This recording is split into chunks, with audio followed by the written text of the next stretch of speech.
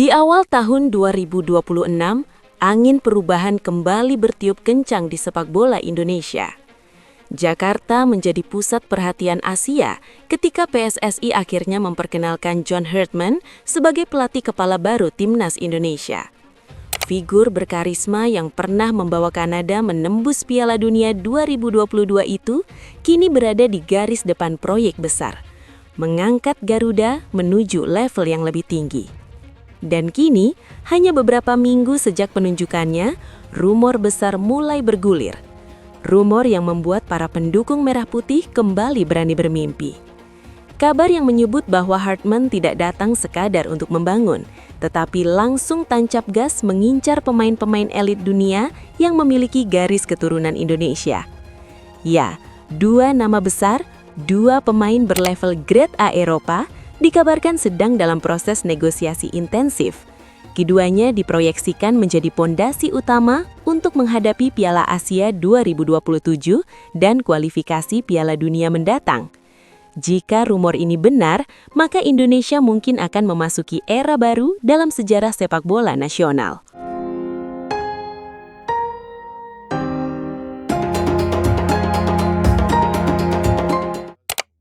Jadon Oosterwolde, sang dinamo dari Fenerbahce.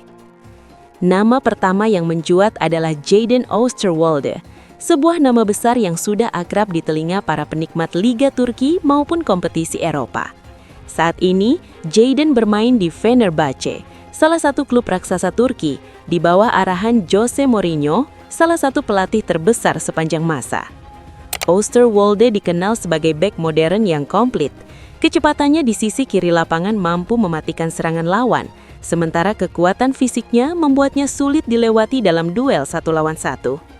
Ia bukan sekedar cepat, tetapi juga taktis dan memiliki disiplin bertahan yang teruji di level tertinggi. Namun yang membuatnya semakin menarik bagi John Herdman adalah fleksibilitasnya. Jadon dapat bermain sebagai bek kiri, bek tengah kiri, bahkan menjadi bagian dari sistem 3 bek. Inilah alasan mengapa banyak rumor menyebut Herdman ingin membangun pola 3-4-2-1 atau 3-4-3 dengan Oosterwolde sebagai elemen penting dalam struktur pertahanan. Lebih dari itu, informasi yang beredar menyebut bahwa PSSI sudah mulai menjalin komunikasi dengan perwakilan sang pemain di Istanbul.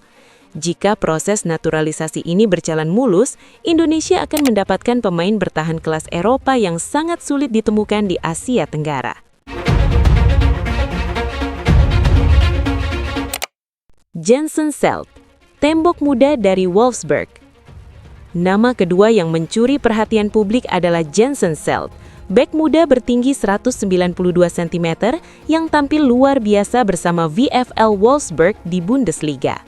Dalam 2 musim terakhir, Selt mengalami lonjakan performa drastis hingga nilai pasarnya disebut mencapai angka fantastis 86 miliar rupiah. Selt adalah tipe bek yang langka, tenang, disiplin, dan memiliki kemampuan membaca permainan yang sangat matang untuk usianya yang baru 22 tahun. Postur jangkung membuatnya superior dalam duel udara, dan kemampuan build-up-nya menjadikannya cocok dengan gaya main Herdman yang menuntut bek untuk ikut memulai serangan.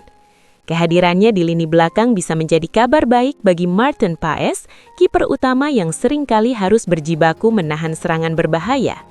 Jika Selt benar-benar menjadi bagian dari proyek ini, Indonesia tidak hanya mendapatkan pemain masa kini, tetapi juga investasi jangka panjang yang bisa bertahan 1 dekade lebih. Visi besar John Herdman.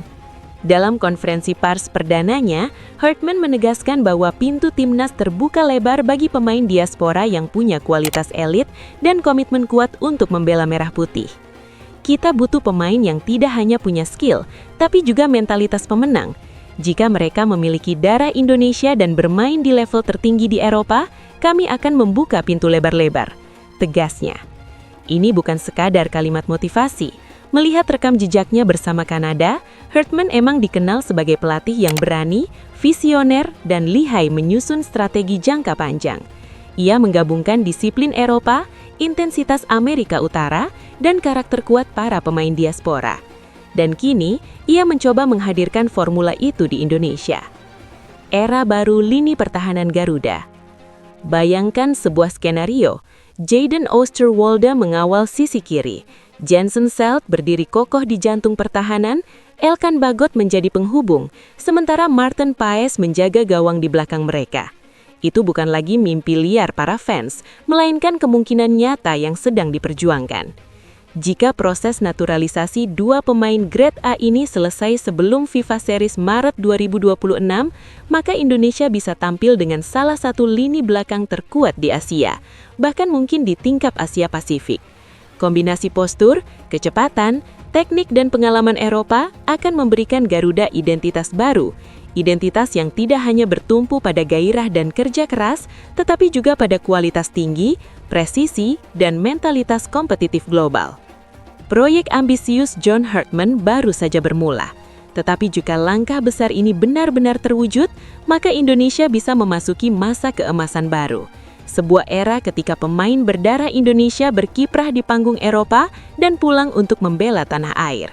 Dan untuk pertama kalinya dalam waktu yang lama, mimpi berlaga di Piala Dunia bukan lagi sekadar wacana, melainkan target yang semakin mungkin dicapai. Garuda sedang membentangkan sayapnya, dan dunia mulai menoleh.